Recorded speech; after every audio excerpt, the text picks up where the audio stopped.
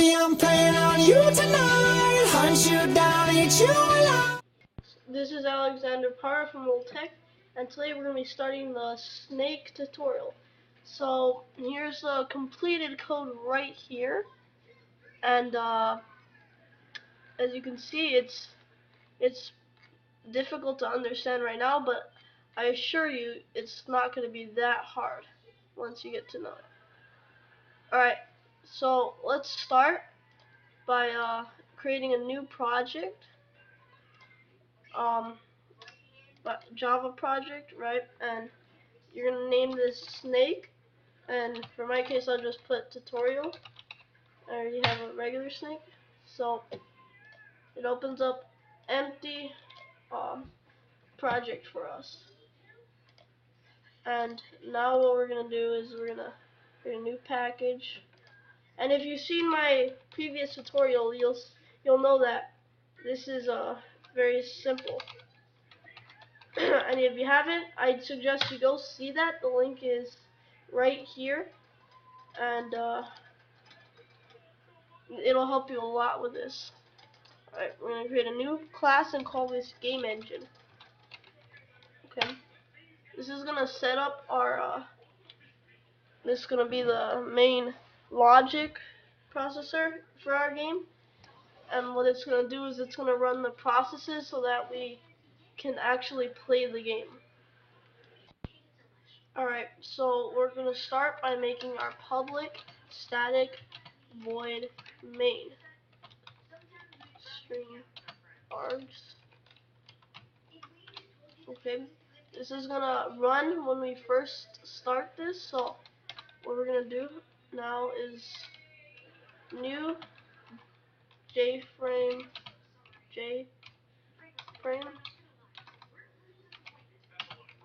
equals new Jframe snake. So you can see we have all these errors popping up, right? So what we're gonna do is Control Shift O, and that will automatically, oh my bad, that will automatically import this for us so that we can have it ready. And so now, right now, if we run this snake tutorial run,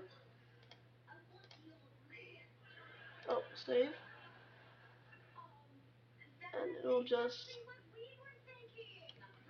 alright, we don't see it right now, but that's because we haven't done anything with it. So to make this Jframe show up, we go jframe.setVisible, and it'll automatically pop it up for us. True. Okay. And here we have it. You can't do anything with it yet. Right? It's just a blank frame. But we're gonna be able to do a lot with this. Okay. So now what we're gonna do is we're gonna create the other functions so that our game runs smooth. So public void update, public void render, public void start game, public void reset game. Now, right now, we're not going to put anything in these voids because it's going to come later. We need to have everything set up before we can actually do anything with this. So now let's start doing the Jframe. Okay. So we're going to go Jframe set default close operation. It should be right here to exit on close. Jframe.exit on close. Okay. So that when we, it's the default, but Now whenever you click this, it'll automatically just shut down the operation from you. Okay. So now what we're gonna do is we're gonna have Jframe resize set resizable to false, because we don't want people making this bigger. It'll just really mess up our game, right? And let's make a new canvas.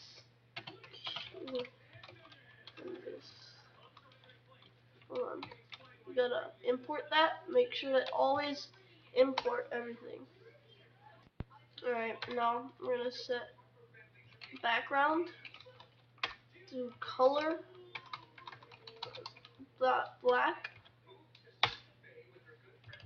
and see, it automatically imported it for us, which is pretty cool. Alright, so now we're gonna create some values. Public, my bad.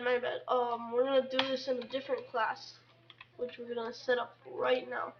We're gonna create new class game board, right? This is gonna help us so that we can have the tiles and have our snake move across the tiles. We're gonna start with static dimension screen size equals toolkit, and this doesn't have something we've seen before, but we're gonna get default toolkit. It'll import it for us, and now we're gonna get screen size. So, oh my bad.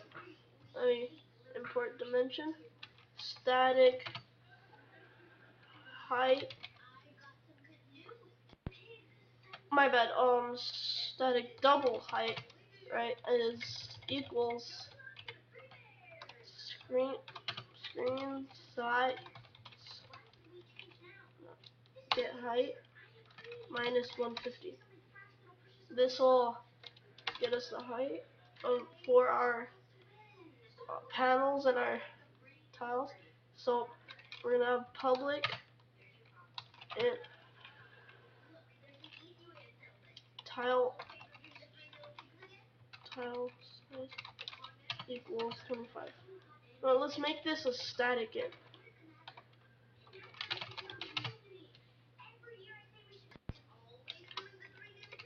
Okay. Now we're gonna create the int map size equals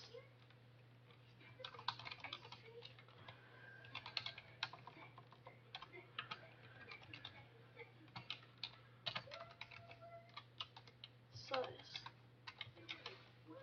Okay, so what this is gonna do for us is get the map size so that we can have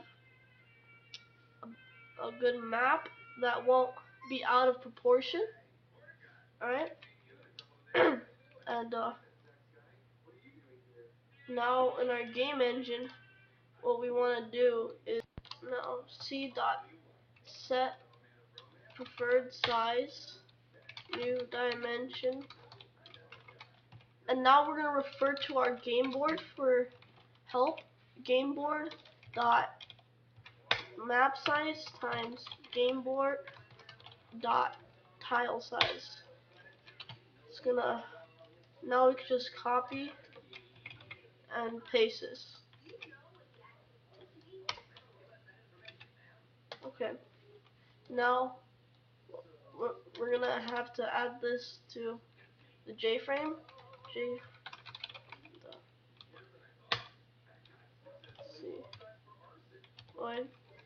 Now we're gonna go jframe.pack. This will help our Jframe just it helps our Jframe run smoothly.